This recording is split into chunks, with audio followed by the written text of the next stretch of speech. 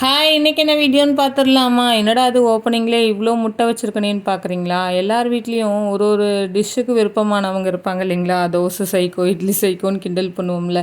அந்த மாரி எங்கள் வீட்டில் வந்து ஒரு 3 பேர் இருக்காங்க. ஹஸ்பண்டும் பாப்பாங்க 2 பேரும் இந்த முட்டை சைக்கோங்க. எத்தனை முட்டை கொடுத்தாலும் சாப்பிடுவோம் அப்படிங்கிற மாதிரி. தோசை ஊற்றும் போதெல்லாம் 2, 3 தாங்க சாப்பிடுவாங்க. எக்ஸ்ட்ரா 1 கொண்டு போனோம்னா கூட வாய்ப்பே இல்லை அப்படின்வாங்க. அதுவே அதுக்கப்புறம் ஒரு லிஸ்ட்டு போகும் பாருங்கள். ஹாஃப் பாயில் 1, ஆம்லேட் 1, கலக்கி 1ன்னு அதுக்கெல்லாம் மட்டும் வயிற்றுக்குள்ளே எப்படி தான் இடம் இருக்குமோ தெரில. அதுக்காகவே வந்து முட்டை வந்து இந்த மாதிரி பல்காக வாங்கி ஸ்டோர் பண்ணிக்கிறது.